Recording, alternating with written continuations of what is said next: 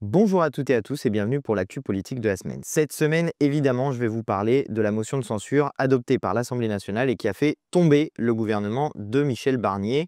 Je vous parlerai aussi du projet de loi de finances de la sécurité sociale que nous avons fait tomber en faisant tomber Michel Barnier. Et puis, je vous parlerai de la réaction d'Emmanuel Macron puisqu'il a fait un 20h et qu'il a semblé ne pas comprendre la situation politique dans laquelle il se trouvait désormais. Troisième grande partie de cette vidéo, je vous parlerai des premiers ministres potentiel et de ce que ça peut vouloir dire pour la suite des événements. Et puis, compte tenu du fait que je sais que beaucoup d'entre vous sont des militants politiques, je vous dirai aussi ce que je pense qu'il faut faire dans cette période pour préparer la victoire contre Emmanuel Macron, car tôt ou tard, il finira par partir.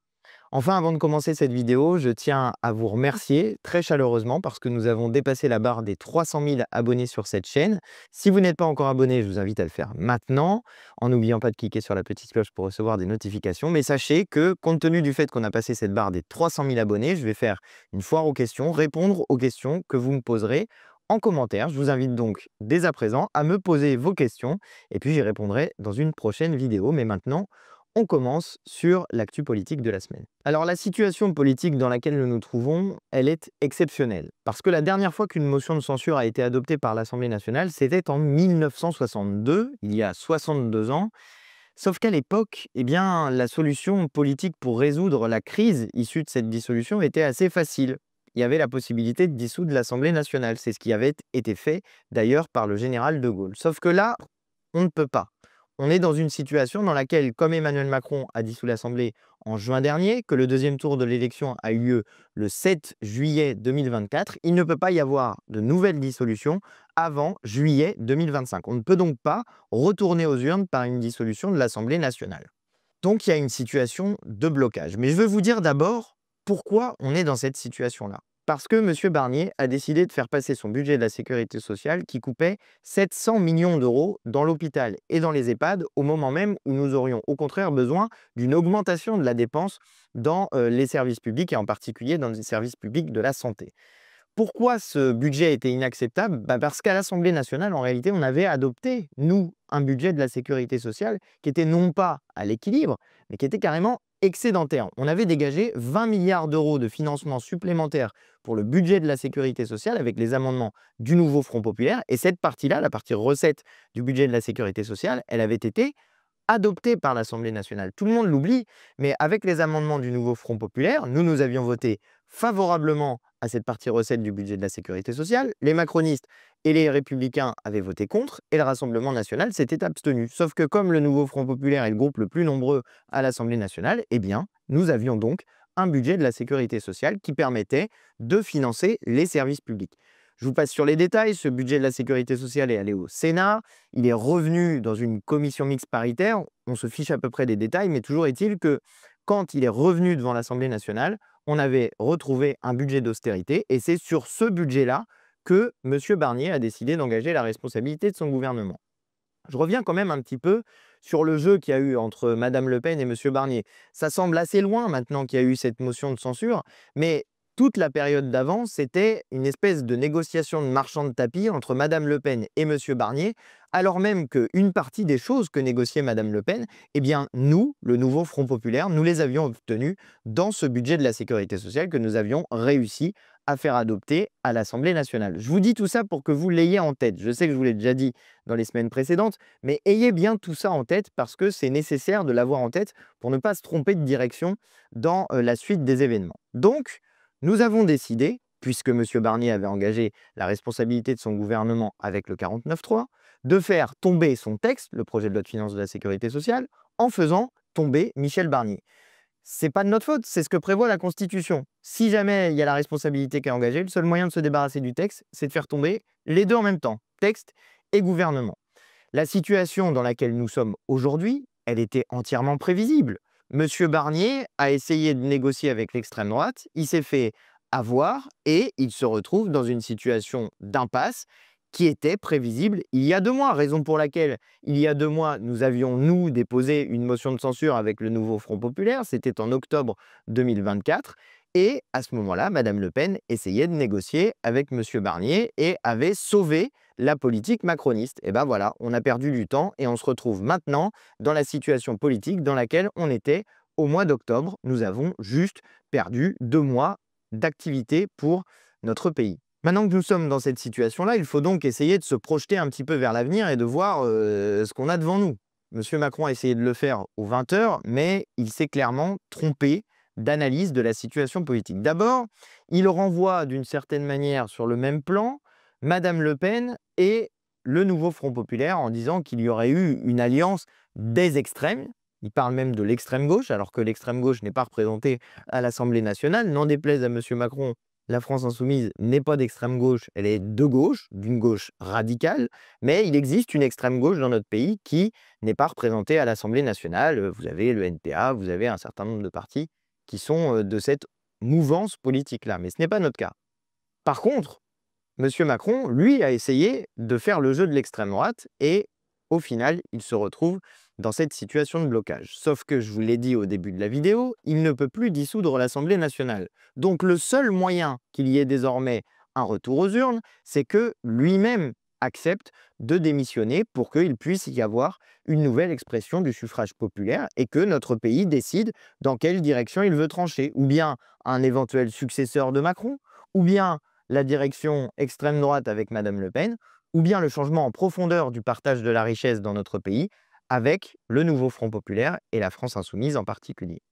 Voilà un peu les enjeux qui sont devant nous. Mais M. Macron feint d'ignorer cette situation. Lui dit: mais moi je n'ai rien à voir avec tout ça, moi je suis là, j'ai été élu par le peuple français, il me reste encore 30 mois de mandat et d'une certaine manière, il va bien falloir faire avec, il n'est pas question que je démissionne, je vais trouver un Premier ministre, blabla blabla. En réalité, le seul problème, c'est qu'il ne comprend pas qu'il est, lui, le centre du problème et qu'aujourd'hui, la motion de censure qui a été adoptée à l'Assemblée nationale revient d'une certaine manière à l'appeler, lui, à partir et à démissionner pour qu'il puisse y avoir donc cette nouvelle expression du suffrage populaire. Je rappelle que, en même temps que nous avions fait la motion de censure face au gouvernement de Michel Barnier, nous avions aussi déposé une motion de destitution avec les Insoumis. Je m'en souviens, c'était moi qui faisais le discours en commission des lois de l'Assemblée nationale. Vous pourrez d'ailleurs le retrouver sur ma chaîne YouTube. Mais déjà, à ce moment-là, j'avais dit que le problème, la phrase exacte, c'était: le problème n'est pas seulement à Matignon, il est aussi à l'Élysée. Eh bien, vous voyez qu'on ne s'était pas trop trompé, les Insoumis, en disant cela. Le problème n'était pas que M. Barnier, le problème était la politique d'Emmanuel Macron d'une manière générale. Et nous avions, à ce moment-là, déjà ciblé le président de la République et utilisé les outils constitutionnels à notre disposition pour essayer de le faire partir. Je rappelle que lorsque nous avions déposé cette motion de destitution, avait voté avec nous le Parti communiste français et les Verts, qui donc formaient un bloc qui était d'accord avec la destitution du président de la République, tandis qu'à ce moment-là, Madame Le Pen avait voté contre, de même que, évidemment, le bloc macroniste et les Républicains, mais aussi, plus surprenant, le Parti socialiste qui avait voté contre la destitution d'Emmanuel Macron à ce moment-là. Mais déjà, le cadre était donc posé pour permettre une expression du suffrage populaire. Ce que nous disions, nous, c'était qu'il fallait que le président accepte de partir ou bien de dégager par un vote de l'Assemblée nationale. J'en profite pour vous rappeler que si vous souhaitez appuyer la destitution d'Emmanuel Macron, vous pouvez vous rendre sur le site macron-destitution.fr. Depuis la motion de censure de Michel Barnier, on a gagné, je crois, 20 000 signatures. Donc là, on approche des 400 000 signatures de gens qui souhaitent le départ d'Emmanuel Macron. Et si vous le souhaitez vous aussi, c'est le moment d'aller signer la pétition que nous avions lancée au moment où nous faisions cette motion de destitution. J'en viens maintenant à la situation dans laquelle nous sommes et aux options qui se présentent devant nous, et d'abord aux options qui se présentent devant Emmanuel Macron, puisqu'il a en gros 3 choix possibles pour choisir son Premier ministre et donc donner une orientation à son gouvernement. La première option, c'est d'essayer de trouver un Premier ministre qui est de droite extrême, voire d'extrême droite, quelqu'un du genre de M. Retailleau. Pourquoi ferait-il ça? Eh bien parce que ça lui permettrait d'essayer d'élargir son bloc dit central. On va accepter de dire qu'il est central, même s'il est quand même très à droite, mais ça lui permettrait de l'élargir en espérant que Madame Le Pen fasse une forme de soutien encore plus appuyé que ce qu'elle a pu faire auprès de Michel Barnier. Monsieur Retailleau, c'est quelqu'un qui permet pour Monsieur Macron de faire la synthèse entre son mouvement à lui et le mouvement de Madame Le Pen. Ça, c'est la première option. Deuxième possibilité pour Emmanuel Macron, c'est de se choisir un ministre qui soit carrément un macroniste, du genre François Bayrou ou Sébastien Lecornu. Pourquoi est-ce qu'il ferait ce choix-là? Eh bien parce qu'il a, figurez-vous, pas très apprécié la relation qu'il avait avec Michel Barnier. Ça peut vous paraître absolument dingue, parce que même Michel Barnier, eh bien, pour Emmanuel Macron, il était trop indépendant, et dans les négociations qu'il a fait avec les uns et les autres, eh bien, Emmanuel Macron était assez insatisfait du fait que Michel Barnier lâchait des choses sur lesquelles Emmanuel Macron n'était pas d'accord pour lâcher, et donc même un ministre qui est pourtant dans une filiation directe avec la politique d'Emmanuel Macron, ça lui va pas si jamais il n'est pas assez obéissant. La preuve que M. Macron ne supporte qu'une forme d'autoritarisme qui pourrait du coup l'amener à choisir un ministre macroniste. Si jamais il fait ça, attention, méga inquiétude, parce que ça peut vouloir dire un durcissement du régime, un rétrécissement sur les fidèles, qui pourrait être assez inquiétant. Je vous ai déjà parlé un certain nombre de fois de l'article 16 de la Constitution qui permet de déclencher les pleins pouvoirs, mais si on arrivait à un Premier ministre de ce type-là, méga inquiétude sur cette possibilité pour Emmanuel Macron de déclencher l'article bombe nucléaire de la Constitution qui lui permet en gros de gouverner le pays comme il l'entend. Enfin, troisième et dernière possibilité, je vais m'attarder un petit peu plus sur celle-ci, c'est qu'il essaye de choisir un ministre classé à gauche. Je mets des gros guillemets sur à gauche, parce que c'est les médias qui diraient que c'est un ministre plutôt de gauche, du genre de Bernard Cazeneuve ou des gens comme ça. Vous voyez, des gens qui, officiellement, ils sont plutôt issus du PS, mais en vérité, quand ils étaient au pouvoir, ils faisaient une politique de droite.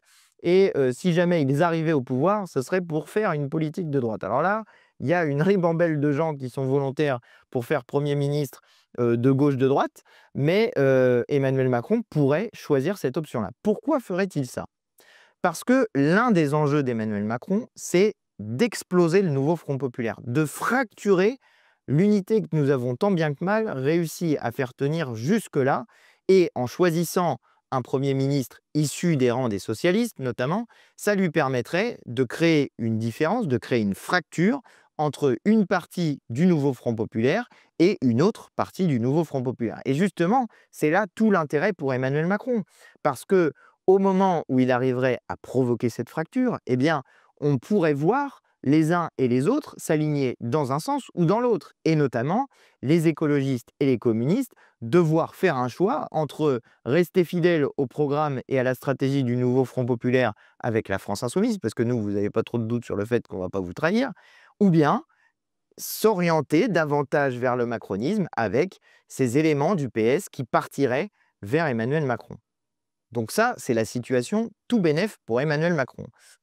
Et le problème, c'est que malheureusement, au moment où je suis en train de vous tourner cette vidéo, c'est-à-dire vendredi après-midi, eh bien, le PS est entré dans des discussions avec Emmanuel Macron. Le PS envoie des signaux en disant qu'il est prêt à des concessions mutuelles avec les macronistes et les républicains. Bref, le PS est en train de donner l'impression qu'il a envie de participer à un gouvernement auprès d'Emmanuel Macron et en accord avec une partie de la Macronie. Ça, c'est la pire des situations possibles. Parce que la division du nouveau Front populaire, c'est le cadeau rêvé pour Emmanuel Macron. C'est l'élargissement potentiel de son bloc à l'Assemblée nationale, puisque pour l'instant, il avait LR, les trois groupes macronistes, et que là, il en ajouterait un avec le groupe du PS. Alors, c'est pas sûr que le groupe du PS y aille en entier, mais enfin bon, c'est l'une des possibilités. Mais toujours est-il que c'est ce qui lui permettrait à la fois d'élargir sa base pour faire passer des lois toujours plus dures, et en même temps de fracturer son principal adversaire, le nouveau Front populaire. On va voir ce qui va être décidé, mais en tout cas, vous pouvez être sûr d'une chose, c'est que si jamais c'est ça que décident de faire les socialistes, eh bien ça ne se fait pas au nom du nouveau Front populaire, ça ne se fait pas au nom des insoumis, et ne comptez pas sur nous pour, d'une manière ou d'une autre, donner des gages ou des compromis à quelqu'un comme M. Retailleau, qui peut dire des choses comme « l'immigration n'est pas une chance pour la France » ou parler des heures heureuses de la colonisation. Non, pour les insoumis, il n'est pas possible de s'associer avec quelqu'un comme M. Retailleau, qui, par ses propos mêmes, est une trahison à la fois de l'idéal porté par le nouveau Front populaire, mais aussi de ce qui a été porté au deuxième tour de l'élection législative en chassant les idées du Rassemblement national. Comment s'associer, comment collaborer avec quelqu'un comme M. Retailleau, qui est l'exact inverse des valeurs que nous avons, nous, défendues dans cette élection. Je suis désolé parce que tout ça est un petit peu flou, compte tenu du fait que nous ne savons pas encore, au moment où je tourne, qui sera ce Premier ministre ou cette Première ministre et quelle sera la composition de ce gouvernement. Mais voilà pour les 3 options et si jamais, au moment où est publiée la vidéo, vous savez qui c'est, eh bien vous saurez ce que ça veut dire comme orientation politique pour Emmanuel Macron. Alors maintenant, il me reste à vous dire, on fait quoi maintenant? C'est quoi nos possibilités à nous, les insoumis, ou du moins les gens qui sont proches de la France insoumise, pour continuer notre action politique dans cette situation si particulière? D'abord, l'essentiel, c'est de rester clair, de savoir ce que l'on veut faire pour notre pays. Nous voulons abroger la réforme des retraites d'Emmanuel Macron. Nous voulons augmenter les salaires et nous voulons partager la richesse en imposant les plus riches de ce pays. Ça, c'est le bloc non négociable de ce que nous sommes, nous, politiquement. Et c'est précisément ce sur quoi Emmanuel Macron essaye de faire céder une partie du nouveau Front populaire. Donc, premier point, il faut continuer à porter nos idées, continuer à porter le programme du nouveau Front populaire, continuer à porter aussi le programme de la France insoumise et de Jean-Luc Mélenchon à l'élection présidentielle pour essayer de le faire connaître toujours davantage dans la société. Deuxième chose à faire, c'est que quoi qu'il arrive, il va y avoir des élections. Elles n'auront peut-être pas lieu maintenant, puisqu'Emmanuel Macron a exclu l'idée de démissionner. Il l'a exclu, mais on n'est jamais trop sûr de rien dans notre pays, donc il vaut mieux se préparer, parce qu'il n'est pas impossible qu'ensuite Emmanuel Macron soit contraint finalement de démissionner. Auquel cas, il y aurait donc une élection présidentielle anticipée. Et alors là, des amis, faut pas vous y mettre au dernier moment. Il faut dès maintenant vérifier votre inscription sur les listes électorales, faire vérifier à vos proches leur inscription sur les listes électorales et faire campagne pour l'inscription sur les listes électorales parce qu'à la fin des fins, tout ça se réglera dans les urnes et que si nous voulons dégager Emmanuel Macron pour le remplacer par quelqu'un qui portera le programme et les idées du nouveau Front populaire et de la France insoumise, il y a intérêt à s'y mettre maintenant pour que le jour J, tout le monde soit bien inscrit au bon endroit sur les listes électorales. Franchement, faites-le, ça se fait facilement sur Internet, vous pouvez vérifier ça en 1 minute et ça serait dommage s'il y avait une élection anticipée, que encore une fois, une partie de notre peuple soit dans l'incapacité de voter parce qu'on serait inscrit au mauvais endroit. Et puis enfin, le dernier point, le plus central, c'est de rester pleinement et entièrement mobilisé. Vous l'avez peut-être vu, il y a eu des mobilisations des fonctionnaires le jeudi 5 décembre. Ces mobilisations vont continuer et elles ne concernent pas seulement les fonctionnaires parce qu'il y a plein de boîtes qui sont en lutte contre les suppressions d'emplois. Mais d'une manière générale, il faut avoir les yeux tournés vers l'action sociale et militante. Parce que un peu partout dans le pays, il y a des gens qui partagent votre colère et qui partagent aussi votre optimisme puisque nous avons obtenu une grande victoire en obtenant la démission de Michel Barnier. Donc là, il faut regarder toutes ces mobilisations sociales et si vous le pouvez, il faut y participer. Et enfin, dernière chose à faire, je vous ai parlé de notre programme, mais il y a une spécificité chez nous. C'est l'idée de la 6e République. Parce qu'aujourd'hui, tout le monde voit bien à quel point c'est la 5e République qui est la clé du blocage. Pourquoi la 5e République est la clé du blocage? Parce qu'elle donne des pouvoirs considérables à un seul homme, le président de la République. Or, on est typiquement dans la situation où cet homme, eh bien, ma foi, il n'est pas tout à fait capable de concevoir qu'il est la clé du problème et que c'est lui qui doit partir.